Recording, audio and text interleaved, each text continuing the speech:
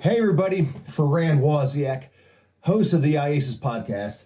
I'm here with Gabe Burchfiel from Bend, Oregon. Gabe, thank you for being on. How are you doing today? I'm doing great, Waz. I appreciate the chance to get here and be on your podcast and just talk about some digital forensics and IACIS stuff.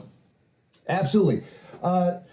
It's no shocker here that most of the guests we have are in law enforcement. You yourself are in law enforcement. Tell us, if you can, who you work for or whatever, your role in law enforcement right now and how you started in law enforcement. All right, yeah. So I started on patrol in 2006.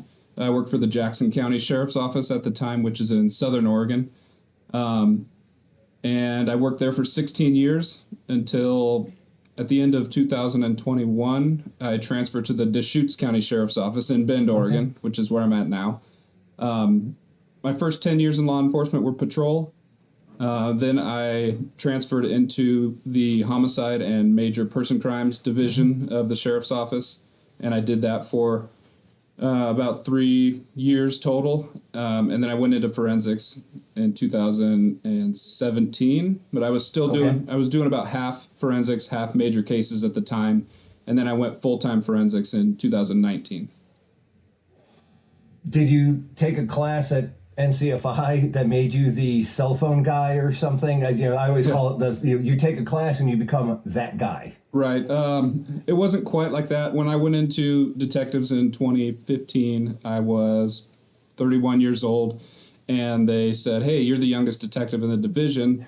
Do you want to be our cell phone guy?" Exactly. Those are the terms they use, and I'm like, "Sure, I like cell phones." And my first course was actually Celebrite CCO CCPA. And then I ended up taking some NW3C, the free courses prior to going into BCFE at IACIS. Okay. Yeah, the NWC3 courses, number one, all departments love that because it's, the price is pretty good. They offer an array of great courses. But it's funny how you said you were the youngest guy. That's almost like the old school. I was born in 1975, so my thing was I knew how to program the VCR to the right time and not flashing 12. Right. And it's one of the you're the youngest guy, know cell phones, but it's it's kind of a it's the way it goes, and I'm glad it happened. So yeah, you don't see any 65-year-olds doing social media investigations these days. So it's maybe you do. I'm not. Right. Ageism, no, that's a crime. We don't support ageism. So, but very good. And then you got in pretty quick. So you just started digital forensics in, you said what, 2016? 2017. Yeah. No, 2017. I'm sorry. Yes. Yeah. So that's you rose to power, I guess you could say, pretty quickly. I've been. I think I started law enforcement right at 2000 and this game in 2005. So 2016, because you have, you took classes. I know you took classes with IACIS. Can you go through your IACIS, not only being a student, but also, and we'll get into it, you've been a row coach and also you're doing blocks of instructions now with IACIS. Can you tell us your IACIS history, please? Yeah, so my IACIS history, in 2019 is when I attended the BCFE course in Florida, down there in Orlando. Pre-COVID, the last before COVID, right? Yes, yep. Or I guess you could say, yeah. Yeah, pre-COVID. Okay. And then I wanted to continue. The next year I was actually scheduled to take the mobile class, but then COVID happened and shut it down. And then the following year, I actually was contacted by one of the staff at IACIS, and they asked me if I wanted to be a row coach for the 2021 conference. And my thoughts were, I've only been doing this for a couple of years. I must have done something correctly in order for them to see me as someone who they could, rely on to teach new students. And another caveat was there wasn't any international staff that was able to come over that year because of the COVID restrictions. So I came down in 2021 as just solely a row coach. I didn't instruct any blocks. during that year. And then the following year in 2022, they asked me to come back again. But this time they wanted me to teach a block of instruction on numbering systems. Mm-hmm. Yep. And so they also added, before you're going to get up on stage in front of 300 plus people, you need to prepare yourself. And so we have this little course that you need to take called the IACIS Train the Trainer course, Yes. which at the time I went through was just 1 day. Now they've extended it to 2 days, just to get a feel for how you're going to present. Do you look like you know how to present? Are you not going to falter on questions asked to you or the subject matter? You need to know what you're talking about. And once they've kind of vetted you in that standpoint, then you move forward to your block of instruction. So again, in 2022, I taught the numbering systems, binary, hexadecimal, decimal block. And then earlier this year in April, I taught the browsers artifacts, internet artifacts, the Chrome and Firefox and Microsoft Edge and those types of things. And was also a row coach both of those years as well. Yeah. Okay. It's funny because you and I met in 2021. It was the masks. We had to wear masks. Yes. Yeah. Okay. We wore masks. And that was, and then was it 22 or 23? You and I took the class. I think that might have been 22. You and 22. I took the same class. Rob Addo's, train to trainer class. I had an easy topic. I talked about ICAC, CSAM search warrants and how to do data collection, I think, or something along those lines. But you gave a great presentation, and as I say this to this day, I think it was only 20 or 30 minutes, but it was the best way. How you presented hexadecimal and the numbering systems was so, I want to say dimmed down elementary, but it was so well portrayed and broadcasted that it was, I enjoyed it. I wish somebody in 2005 taught me the way you did, because I learned in very intimidating ways. It took me twice in college to pass Calculus 1. So, math isn't my strongest hold, but the way you presented that class in our student realm was fantastic. I tell everybody to this day. I've told you this. Yes, that was a great block you did just in our test class, and I know the students. I guarantee the students gave great reviews on that for you. So yeah, well, I appreciate that. It was. I know during BCFE it's a 2-hour block to cover all of it. So my thought process was, all right, I'm going to slow things down a little bit more since I got a little more, not really a time restriction on this one, and I'm going to focus just on the key parts here and break it down even further and slow things down a little bit just to make sure it's grasped all the way. Yeah, and it's obviously I've been a police officer for the last 24 years of my life. We are not by far the dumbest people. We're some of the smartest people, but we have a different way of learning. We have a different way of expecting how to learn. And most of us are police officers who become digital forensic examiners. Okay, we are tossed into the science. Most of us maybe have criminal justice degrees or psychology degrees, and we're learning a science. So it's great to have instructors that can translate the information well into our way of thinking, I guess, and we're able to capture it and recreate it and continue to use it. So further, and then I'm telling you, you do a great job. You do a great job. I was in there, as you know, when you were instructing. I took a few pictures of you when you're in there. You had great command of the class. I wouldn't call you the Garth Brooks of right. Digital forensics, but you were close. I mean, you're definitely you're up there. Yeah. The only thing missing, you had no fireworks. Yeah, no fireworks. Maybe next year. Yeah, no cowboy hat, but we'll see how it goes. Yeah. Yeah. That is good. We talking about IACIS. We're heavy on volunteerism. We're always trying to recruit volunteers. Please. If you think you can volunteer for IACIS, please do so.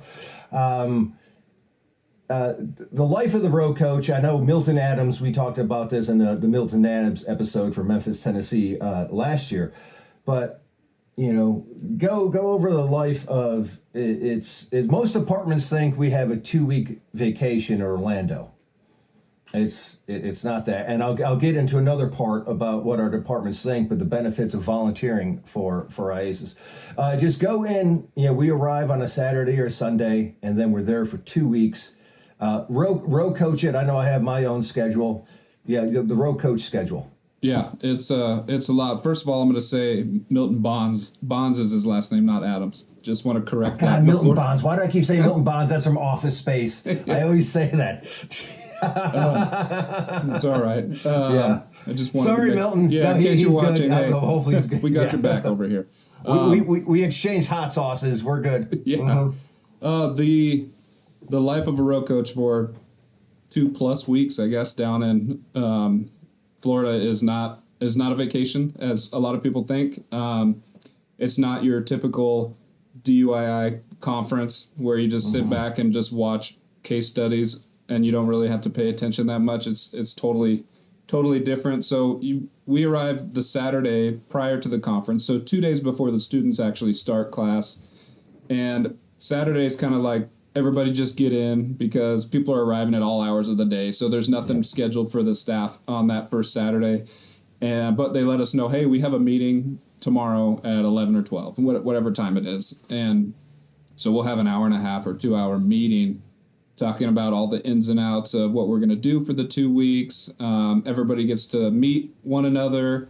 And there's a lot of new staff rolling in every year. So, I mean, some of the information has been heard before by other staff, but a lot of it has changed and is relevant to, and then the new people don't know what to expect quite yet. So once that's over, then the staff actually has to go into the big room, actually multiple rooms. I don't know, there's 10 plus rooms of classes going on over there. But the big room, the BCFE room, has 300 plus students in it. And the staff has to go in and set up all the computers and pack all the backpacks with the swag for the students to get and make sure everything's set up just correctly in a professional way. Every single desk has to be oriented the exact same. Exact same way, you're right. And so I mean, it looks good when the students come in. It's a nice professional appearance. They can see, all right, this is legit. Like, we're here to get some work done. And then once that finishes, and then there's a mobile class going on at the same time, so those staff members are setting up their classes. There's open source, their staff is setting it up, so there's tons of stuff going on. And then the following morning, we are requested to be in the BCFE room, the big room, about 6:45 to 7 in the morning. I think around 7. We'll have another meeting of what to expect for the day, what block of instruction are scheduled for that day. And then we open the doors day one at 7:30, I believe, for the students to come in. They can pick their seats, and then instruction starts promptly at 8 o'clock. It continues until 8:50, and then there's a break for 10 minutes, super strict 10 minutes, and then you will, and this is one of my favorite things, is going out in the hallway and yelling that everyone needs to come back into the classroom. I do a couple loud ones a year. Most of the time it's quieter, but every once in a while I get a wild hair and I'll just yell as loud as I can for them to come back in. And then, I mean, it just continues through up until 5 when the students are released, but then the staff has to remain in the room for like a post instruction debrief essentially for the day. And that's about another 45 minutes to an hour. So at around 6 o'clock, I'd say, is when we're released for the time being. And then on certain days, 3 days first week, 3 days the second week, there are nighttime labs where the students can come in and work on any sort of questions or anything that they've had throughout the weeks. And the staff is also required to be in there for those times if they're scheduled. So you could be working from 7 a.m. to 6 p.m., have an hour or 2-hour break, come back, or might even be an hour, I don't know, from about 7 to 10 or 8 to 10, working in the lab to help those people. And you may not get back to your room until 10:30 or so, and then it just starts right back over the next day. So it's probably the opposite of a vacation. We do have a little bit of free time, like the weekend, but during the week, you're there's not much. And I mean, I wouldn't trade it for the world. It's a lot of work, but it's great group of people. You get to make tons of connections. You learn stuff every time. And it's just a great atmosphere to be in. It is. Also, too, you do get some heavy snacks at 5 p.m. 5:30 before, so they don't starve you. You'll get some nachos or chicken fingers and stuff like that. So you're not left to die out there. Right. And you talked about the hours are long. The weekends are actually short. Maybe you could get Disney in or go see NASA, but you're working full time with that. You mentioned the connections.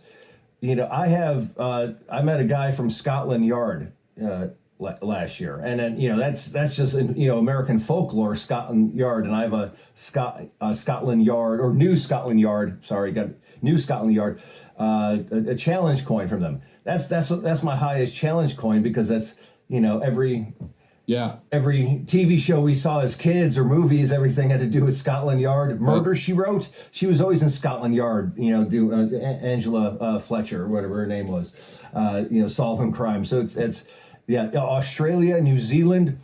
We have a viewer or a listener in Fiji. This podcast has somebody listening to this thing in Fiji.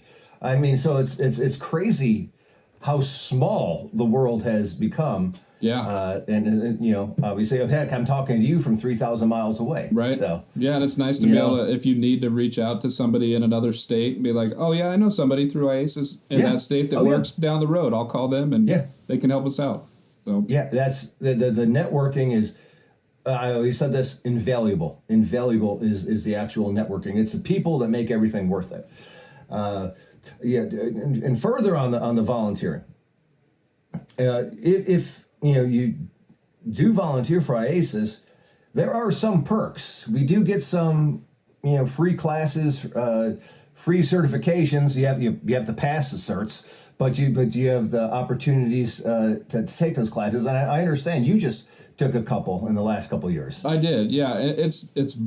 It's an awesome benefit for the staff because normally those courses are only offered during the weeks when we're volunteering. Mm-hmm. So we can't jump out of class into another class and try to sit through that. I mean, it just wouldn't work out. Or, I mean, IACIS does offer them online, but I personally like in-person classes for the interaction with other people. But just this last year, for volunteers, they begin to offer a course, one of those courses that are available, and I think that they were the Windows Forensic Examiner course, mobile device forensics course, open source intelligence, and I believe applied scripting may or may not have been scripting. Yeah, scripting was one. Yes. Yeah, and so that was the last one. So those are, like I mentioned earlier, I wanted to go through the mobile one in 2020, but it was canceled. But last year I decided. I've been to a lot of mobile classes since then, so when they offered the free Windows Forensic Examiner course last year, I jumped on that one. Sure, take advantage, yeah. Yeah, I jumped on that one and ended up getting certified as COFFEE, which is the Certified Advanced Windows Forensic Examiner. And then this year, when it was opened again, I jumped on the Mobile Device Forensics one, I guess 4 years in the making of when I was supposed to originally take it. And ended up completing that one and getting certified as well. So it's a huge benefit. It's a cost savings for our department, and also it's just to say, hey, thank you for spending your time volunteering with us. Here's a little something that we can give for you in return. Exactly, and let me go back to an earlier point I made. Like we have our 2 weeks vacation in Orlando. Well, you get credit hours for the classes you teach. Okay, so that's continuing education. Okay, you'll get certificates that apply to anything your department has.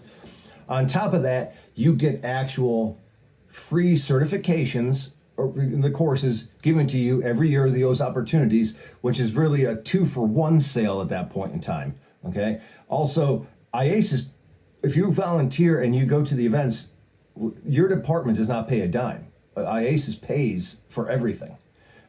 It's rent free for your department. It's a win-win if they want to better things, and of course, as you know, Equipment is given out. There's always those fire sales every 3 years. IACIS has to, sell you something for $1 because Yep. But equipment is there. You could use that as you could use those things as dirty machines, or whatever. But there's always opportunities for equipment and the free training and the networking.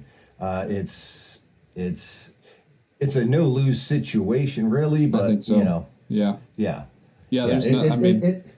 There's and that's just during like the 2-week period, like you were talking about it. Then there's other things throughout the year that Europe, you can volunteer and other conferences, or you can review other people's certification processes and volunteer in that way. Yes. And that, just doing that will end up covering your membership fee for the upcoming year.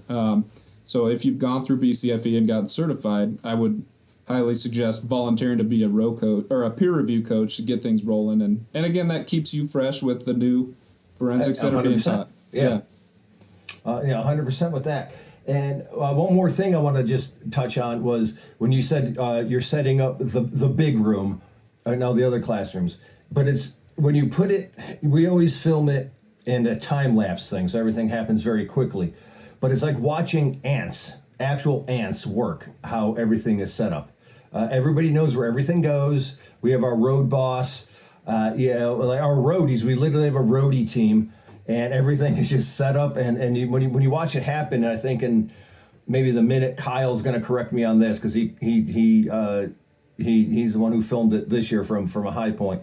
Maybe a minute and 20 seconds, and it shows everything from setup to the next day when all the students come in and pick their seats. I mean, it's amazing. It's a lot going on. I mean, I was assigned to the video team, so I had to make sure all the projectors were running correctly and setting up 150-foot fiber cables in a secure way where no one will step on them and do that kind of stuff. And so it's a very, it doesn't seem like a lot of work, but it takes a lot of time to make sure it's done correctly and set up the right way. And it's almost because we're a nonprofit and we're obviously a volunteer organization, but I'm surprised like OSHA isn't there, like making sure everything we're doing is within code and stuff, with the amount of electricity running through that place, the cables and everything, and absolutely 100%.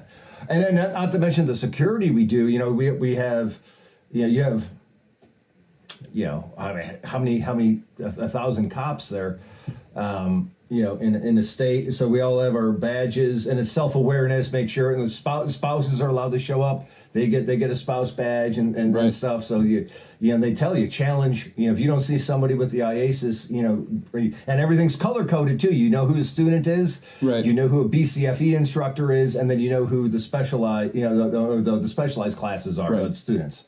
Yeah. So it's every single inch of that event is thought of. Yeah. Yeah, it's a very well organized event, and a huge conference center. And again, like you said, with the badges for identification purposes or the lanyards with the name tags, there's numerous other conferences going on not associated with IACIS. Oh yeah, and so the real estaters of Florida, whatever it was. Yeah, it's a good time. It is. It really is. Last year kind of rained on us a lot, and not when I mean rain, I mean stormed. They went above and beyond in the classic Florida storms. So yeah, those are rough. The first year I went as a student, I actually had a rental car, and on the weekend in between first and second week, I had to drive up to St. Augustine to follow up on a homicide that we had over here in Oregon. Nice. And there, the DA's like, well, you're going to be in Orlando. You might as well just drive up and interview these people. I'm like, all right. So I drove up. It's a few hours up the road there. Not too bad. And then on the way back, it took me probably about 6 hours just because it was dumping down rain, and I couldn't drive more than 10 miles an hour the whole time. But that's actually like a movie script, because you have the West Coast Oregon officer who has to go. St. Augustine may be the world or our country's oldest city, and you're there on a homicide that I smell True Detective Matthew McConaughey coming out. There's an old chapel, a Catholic cathedral, Spanish chapel that you're going into the and deep into the basements. That makes for a great movie. I think you should embellish it a little bit. Maybe sell it. Yeah. HBO or Netflix will buy it. They could. All right, they might.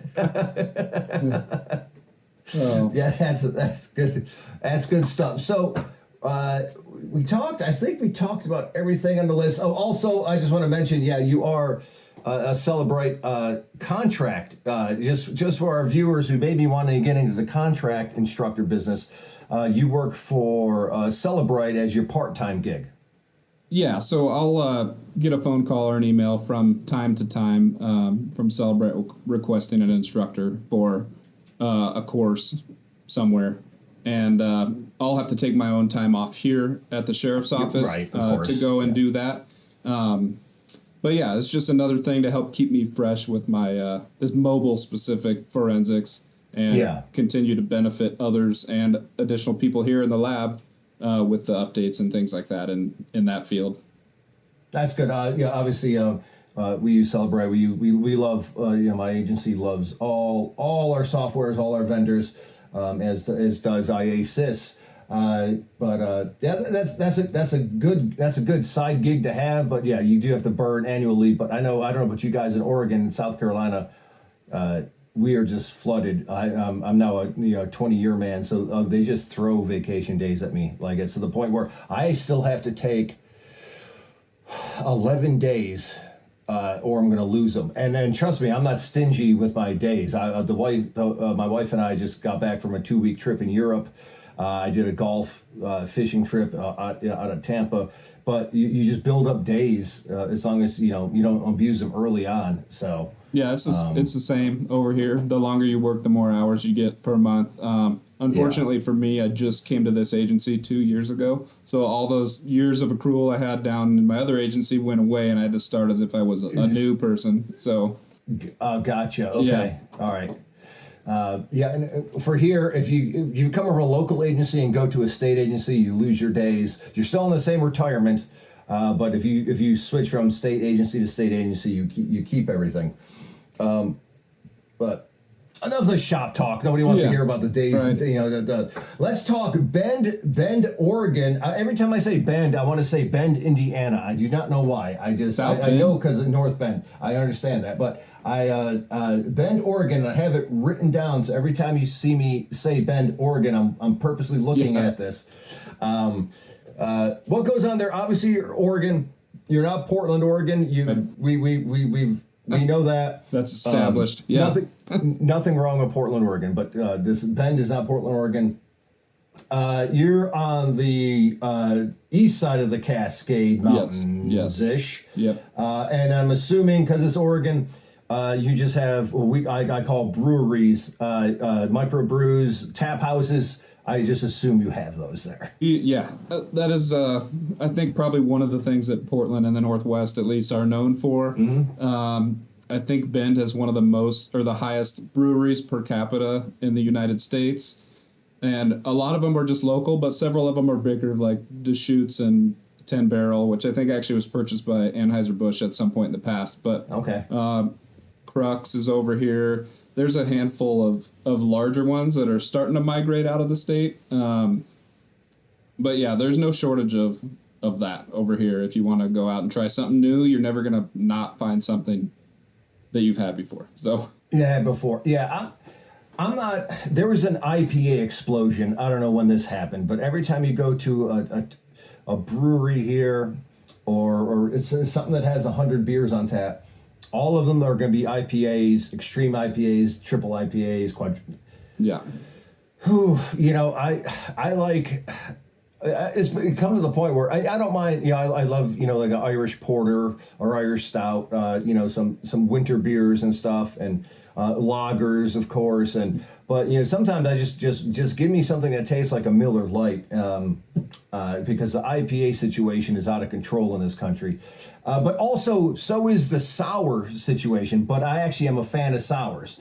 So and now one and done with those, because your face inverts when you drink them. But they're delicious, especially in the South Carolina sun and heat. And there's nothing like having a good sour beer to I guess make your mouth close up. I don't know. Yeah. Yeah. It's good. I mean, over here, we're at 3,600 feet elevation, so it's very cold in the wintertime. Oh, yeah, so that's good. Yes. Those IPAs are good for warming you up a little bit. Yeah.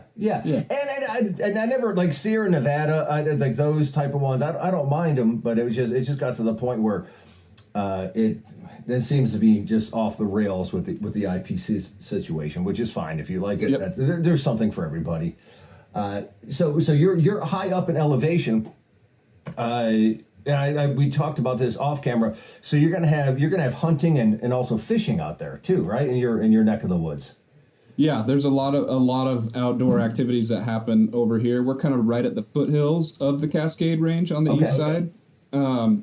There's a lot of hunting in the area because just to the east of our city is pretty much nothing for 4 hours. BLM, Forest Service, high desert is where we live. So it's just like sagebrush and those kinds of plants and trees. There's 3 or 4 rivers that run through the city. So a lot of fishing, a lot of fly fishing and recreation. In the summertime, that all turns into rafting and canoeing and kayaking and those types of things. And then a lot of skiing, snow skiing around here too because of the mountains. Nice. Yeah. It's kind of like if I were gonna equate it to another city, it'd be kind of like Aspen, Colorado, or Telluride style, where it's population's about 100,000, but it feels more like about 200,000 all the time. Yeah. So there's constantly tourists here checking out things. So. Is it a Patagonia town or yeah? What's do you guys have an LOB out there? Who's the? There's none there. There's a Patagonia store downtown. I would say it leans more towards Patagonia than it does towards, let's say, Columbia or North Face. North Face, yeah. Okay, all right, yeah. I noticed that. I used to work in a mountain resort town in Claryville, New York. It was actually an environmental education center. But also on the weekends, it was a mountain resort in the Catskills. And I noticed the West Coasters were Patagonia, and everybody else who was mid country on were North Face, and then the hardcore Northeast East Coasters were Land's End and L.O. Bean. So it's there's some. And then there's that other brand I can't remember. It's something Duke or Duck or Goose something, and they're like $1,000 coats. So, jeez. Yeah, you see a few of those, but it's Patagonia and pretty much leggings for most of the women around leggings. There. Yeah. Good stuff. Gabe, I'm trying to think what else I had for you on this one. Great talk. We talked volunteerism. We talked you. We talked Oregon. You mentioned fly fishing. I just took up fly fishing a couple of years ago. Once I saw the gray in my beard, I was like, well, it's time. Yep, it's time. I didn't tell myself I had to do it. My body just said, like one day I woke up and there was fly fishing gear in my room. Don't know how it happened. My wife wouldn't bought it. My wife may have bought it for me for my birthday, but it just so happened that it just appeared one day, and I have the vest. I have all the retractable things, and it's a whole different culture. Fly fishing is. It is. There's a smugness to it, I guess. That's probably appropriate. It's like fox hunting with the proper gear versus 2 guys going out on a 4-wheeler deer hunting. Right. So but I would say it's just a decorum. It's different.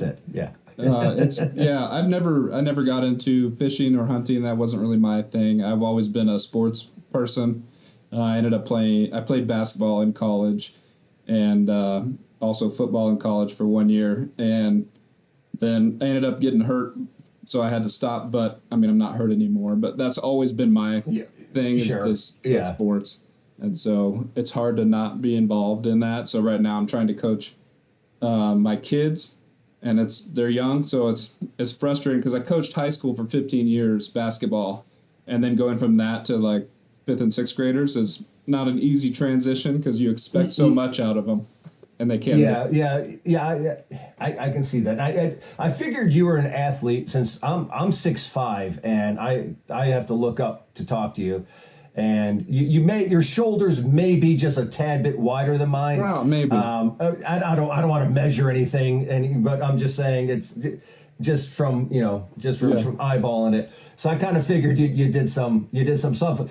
Speaking of sports injuries, I played high school sports. I was never if I was good at sports, I'd probably be doing a sports podcast. I don't know, but my Achilles heel is literally my Achilles heel. Any injury I had in high school at 48 years old shows itself whenever it rains. I sound like Al Bundy from Married with Children, right. But I'm telling you, that's a fact. That's a fact. If you have an achy joint that you got from some sports injury as a youngin, it's coming back to haunt you.